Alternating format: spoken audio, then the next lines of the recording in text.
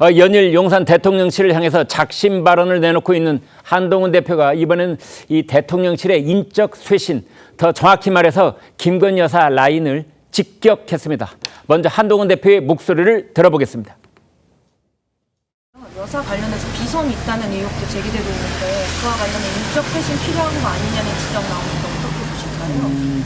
김 여사에 대한 그런 국민들의 우려와 걱정을 불식시키기 위한 대통령실의 인적 쇄신이 저는 필요하다고 생각합니다.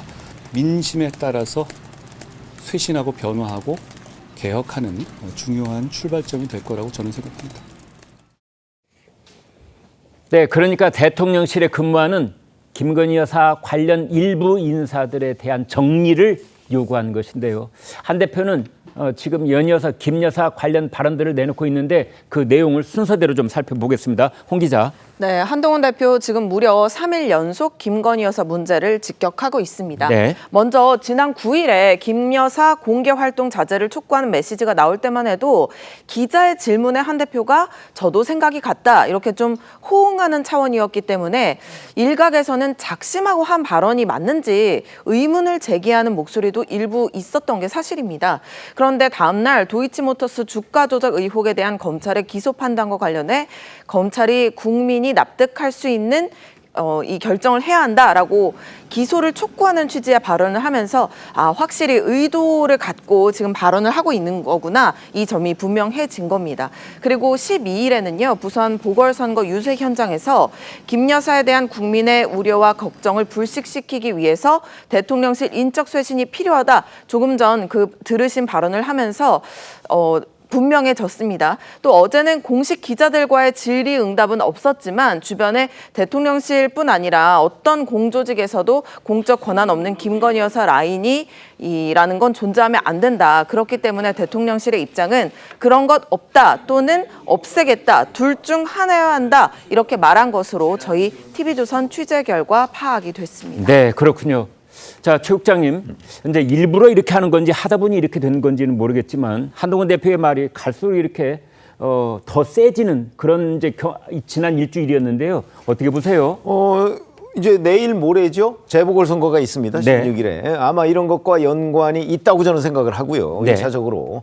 그러나 그런 것들을 떼고 생각을 하더라도 지금 이제 용산 대통령실에 대한 국민 여론 뭐 네. 이런 것들이 여전히 사실 바닥에서 헤어나지 못하고 있는 측면이 있죠. 네. 집권당 대표로서는 대단한 부담입니다. 꼭 선거가 아니라도 마찬가지입니다. 네. 그렇기 때문에 이제 그 한동훈 대표로서는 기회가 있을 때마다 용산 대통령실이 그 어떤 국정의 동력을 회복하기 위해서 도움을 줄 만한 몇 가지의 얘기들을 저는 할 수 있고 또 실제 하고 있다고 봅니다. 네. 그건 뭐 분명히 더군다나 선거가 겹쳤기 때문에 뭐 분명히 의도가 있는 발언이죠. 네. 다만 한 가지 아쉬운 점은 본인이 직접 뭐 기자들이 질문에 답하거나 아니면 무슨 뭐 한동훈 대표의 무슨 측근 누가 뭐 기자와 전화 통화를 통해서 뭐라고 얘기한다든가 이런 얘기가 아니고 네. 한동훈 대표가 보다 본격적으로 저는 문제 제기를 해야 할 것이다.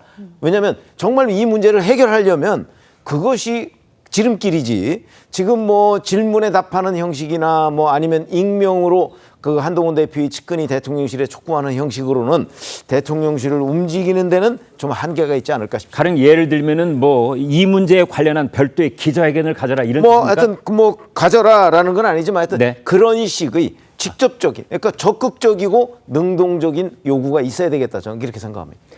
그런데 특이한 것은 그간 한동훈 대표 발언에 예민하게 반응하던 대통령실이 이번에는 잠잠하다는 겁니다. 성 의원님, 이유가 뭐라고 보십니까? 우선 일단 대통령실이 완벽하게 잠잠한가에 대해서도 일단 좀 의문은 있기는 있습니다. 네. 왜냐하면 친윤 쪽이라고 하는 쪽에서 계속해서 이제 메시지는 나오고 있으니까요. 네.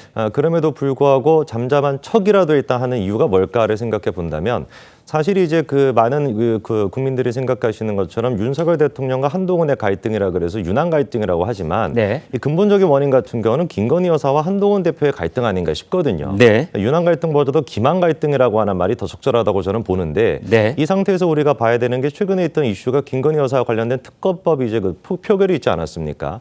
그때 당시로 우리가 생각해 본다면 찬성표가 194표가 나왔는데 이번에 이제 그 양상훈 주필이 지적을 하신 것처럼 이거를 만약에 통과 가능성만 놓고 우리가 퍼센테이지를 내보면 네. 200표가 있으면 통과가 되니까요. 네. 200표 가운데 194표다라고 한다면 이게 통과 가능성이 97%가 된다라는 것이고 네. 거기에다가 기권 무효표까지 포함하게 되면 이게 196표니까 네. 98%로 올라가게 되거든요. 예. 거기에다가 심지어 이제 이번에 만약에 개혁신당 쪽에서도 그 3명의 의원이 어떤 표결을 했는지는 모릅니다만 만약에 부결표를 던졌다라고 한다면은 이게 3표까지 더 추가가 될 수가 있어가지고 197표를 넘어서 그냥 아예 통과가 될 수도 있는 그런 가능성이에요. 예. 그러니까 김건희 여사에 대한 특검법의 통과 가능성이 이렇게 97%, 98%, 98%가 된다는 얘기는 사실상 이게 윤석열 대통령의 어떤 위기와도 거의 연결이 되는 것이다. 그러니까 대통령의 위기 상태가 어떤 97%, 98%, 98%, 99%를 향해서 가고 있는 와중에 지금 시점에서도 한동훈 대표에 대해 가지고 국민적인 어떤 공감대를 공유하지 못한다면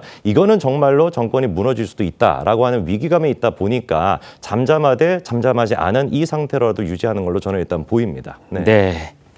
잠잠하되 잠잠하지 않는 그 내부적으로는 지금 부글부글 끓고 있는 그런 상황을 짚어주셨습니다. 그런데 한동훈 대표가 요구한 인적 쇄신은 정확히 누구를 가리키는 건지 궁금해집니다. 친한계는 이에 대놓고 한남동 라인, 대통령 관저가 있는 곳이죠. 심지어 그리고 김건희 여사 라인 뭐 이렇게 부르고 있는데요. 직접 들어보시겠습니다. 이거는 뭐 기강도 기강이고 그 정도 되면 그 뭐가 됩니까? 그 대통령실은 완전히 콩가루 뭐가 되는 거 아니에요? 김 여사 라인, 그 보통 이제 한남동 라인이다 뭐 이런 표현들을 써요. 한남동. 이제 그 관저가 한남동에 있고 김건희 여사가 주로 이제 관저에 머무니까 한남동 라인들을 뭐 정리를 해야 된다. 뭐 그런 의미를 이제 읽혀질 수밖에 없는 거거든요. 그렇죠. 상당한 반발이 있을 겁니다. 자, 최 국장님, 과거에도 뭐 청와대 문고리 매딘방 이런 얘기가 있었는데 이제 그런 비슷한 얘기가 나오는 것 같아요. 근데 역대 청와대에서 또는 역대 대통령 주변에 누가 실세다 하는 거는요 없었던 적이 없습니다. 정권을 예. 막론하고 늘 예. 있었죠. 자, 근데 그 문제를 어떻게 이제 이렇게 규정을 하느냐는 게 대단히 중요하죠. 네. 예를 들어서 박근혜 정부 때 뭐 문고리 권력 3인방 뭐 예. 이렇게 규제를 해서 그 규정을 하는 바람에 결국 그런 것들이 저는 박근혜 대통령의 탄핵과 무관하지 않다고 봅니다. 네. 근데 지금도 자 한남동 라인 그런데 그렇게만 얘기할 게 아니고 네. 그러면 정확하게 누구를 어떻게 얘기하는지 지적을 해야지 자꾸 저렇게 안개만 피우는 형식으로 하면 갈등이 오히려 증폭될 수밖에 없다. 저는 이렇게 생각을 인터넷에는 하고요. 뭐 구체적으로 이름이 돌아다니긴 합니다만. 아니 그건 뭐 인터넷 차원이고 예. 그러니까 정말 이제 신지호 부총장 같은 경우는 당에서 당직을 맡고 있지 않습니까? 네. 그리고 누가 봐도 그 한동훈 대표의 최측근이다 이렇게 얘기가 되기 때문에 네. 정말 본격적인 문제 제기는 본격적으로 해야지 저렇게 마치 뒷담화하듯이 얘기하는 건 좀 곤란하다. 저는 이렇게 판단을 합니다. 그래서 네. 한동훈 대표가 문제 제기하는 내용은 저는 뭐 그 방향은 옳다고 생각을 합니다. 근데 문제는 그 제기하는 방식은 사실은 지금처럼 언론을 통해서 자꾸 그 용산 대통령실을 이렇게 뭐 포위하듯이 하는 압박형 이거는 적절한 방식은 아니다. 그거는 야당은 그렇게 할 수 있지만 여당은 그렇게 하면 안 된다고 저는 그 배워왔기 때문에 네. 그러면 보다 더 세련된 방식으로 뭐 그것도 정말 안 된다 싶으면은 보다 직접적인 방식으로 문제 제기를 해야 된다고 생각합니다. 그러니까 변죽을 울리는 식으로 하지 말고 정면 승부를 내라 이런 뜻입니까? 아니 예를 들어서 대통령실에 그동안의 집권당 대표가 대통령실과 소통하는 방식은요. 네. 그 좀 조용하게 문제를 해결하는 방식이었습니다. 네. 문제 해결의 방점이 찍혀져야 되지 않겠습니까? 네. 그럼 지금 한동훈 대표는 조용하게 문제를 해결하는 거라기보다는 이런 문제가 있는데 저는 이렇게 노력했어요라는 걸 자꾸 보여주려는 듯한 인상을 줍니다. 네. 정말 그 한동훈 대표가 대통령실에 얼마나 강력하게 이 문제의 해결을 촉구했는지는 저희가 알지 못하지만 네. 그거를 1차적으로 해보고 그 다음에 안 된다면 보다 직접적으로 해야 된다는 것이 제 생각이라는 거죠.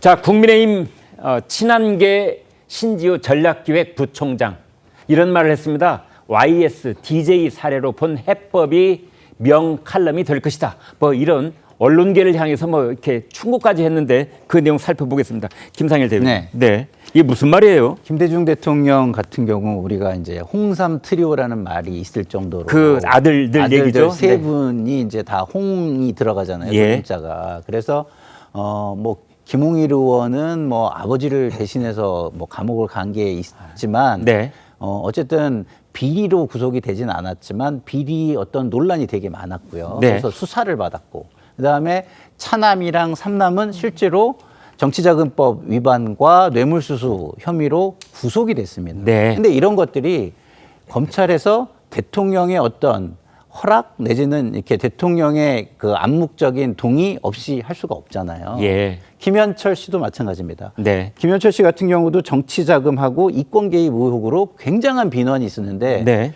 그때의 수사 촉구를 굉장히 그 비판이 강했어요. 네. 근데 김영삼 대통령이 철저한 수사를 또 지시를 합니다. 네. 이런 걸 통해 가지고 굉장히 급격하게 나빠지는 여론을 네. 어느 정도 무마할 수 있었다는 거예요. 네. 그렇기 때문에 지금 그거에 못지않은 위기, 심지어 그보다 더한 위기 상황이니 그런 것들을 좀 반면교사 삼아서 어쨌든 춘풍추상하는 그런 어떤 대통령의 모습을 보이고 국정을 끌어가는 동력을 회복하라, 이런 조언으로 저는 들립니다. 네.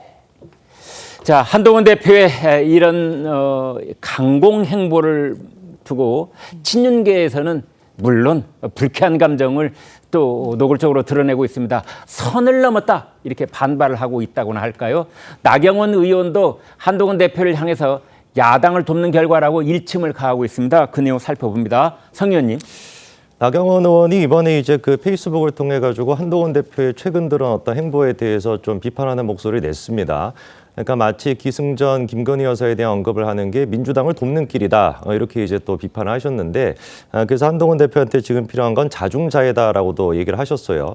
제가 봤을 때는 지금 나경원 의원이 하는 대로 하게 되면 이건 자중자애를 할 것이 아니라 자승자박을 하게 되는 꼴 아닌가. 지금 상태에서 한동훈 대표가 자중만 해서는 진짜 자중자박이 될 수도 있습니다. 왜 그러면 김건희 여사뿐만, 지금 이제 나경원 의원뿐만 아니라 친윤 쪽에 있는 의원들이 계속해가지고 메시지를 내는 게, 네. 저는 그 메시지를 들을수록 충격적이에요. 정말 이분들이 지역구가 다 있으시고 지역의 어떤 주민들의 메시지를 안 들으시는가. 예. 이분들 또한 마찬가지로 지역분들과 소통하면서 국민들의 의견을 들으셔야 될 텐데 어떻게 이렇게 국민들의 어떤 의견을 모르시는가. 네. 제 주변뿐만 아니라 사실 뭐 어디를 돌아드는지 간에 지금 들어보면은 김건희 여사에 대한 분노나 김건희 여사에 대한 비판의 그 수위가 네. 고수 진보를 넘어가지고 정말 글자 그대로 지금 허영선도로 한참 넘었습니다. 네. 그 부분에 대해 가지고 정말 명확하게 인식을 하고 대통령께 지금 충원을 하고 대통령께 지금 고견을 해도 모자랄 판인데 지금 상태에서 김건희 여사에 대한 문제를 지적하는 것은 금도를 넘었다. 저는 좀 동의하기 어렵고요. 그리고 이제 그 명태균 씨의 문제 같은 경우도 계속해가지고 명태균 씨가 지금 폭로를 하고 있습니다. 네. 그리고 그 폭로의 내용 같은 경우도 물론 신빙성이 확인이 안 된 부분도 많겠습니다만 십상시에 대한 언급까지도 나오고요. 그리고 지금 기자들 사이에서는 십상시를 또 올드 십상시랑 영거 십상시로 구분을 해가지고 그 지금 그렇습니까? 분류표까지 네. 나오고 있어요. 그리고 영거 십상시 같은 경우는 74사람까지도 지금 성을 따가지고 거론이 되고 있는 상태입니다. 예. 그것뿐만 아니라 최근에 같은 경우는 아이 더 구체화가 돼가지고 김건희 여사와 관련돼 있는 7인회까지도 언급이 되고 있거든요. 네. 근데 이 부분에 대해 가지고 대통령실이 보여주고 있는 해명이 껄끄럽어요. 어쩔 수 없이 껄끄럽다는 생각이 듭니다. 왜냐하면 아직까지도 김건희 여사와 명태균 두 사람의 관계에 대해서도 해명이 없는 상태이고 네. 그때 이제 그 해외 순방을 하셨던 기간 동안에 나왔던 메시지 말고는 다른 지금 메시지가 없거든요. 네. 근데 그 이후에 지금 이준석 의원도 그렇고 김종회 위원장도 그렇고 굉장히 적극적으로 대통령실 의견에 반박을 하고 있지 않습니까? 네. 그 이후에 다른 어떤 조치가 없단 말이에요. 그래서 이런 문제를 갖다가 덮고 가겠다. 그리고 김건희 여사에 대한 문제는 아무것도 언급하지 말아라. 라는 식으로 가게 된다면 글쎄요. 제가 봤을 때 국민들이 보시기에는 금도를 넘은 것은 한동훈 대표가 아니라 오히려 지금 대통령실과 친윤 쪽 아닌가 이렇게까지 생각하실 것 같습니다. 네.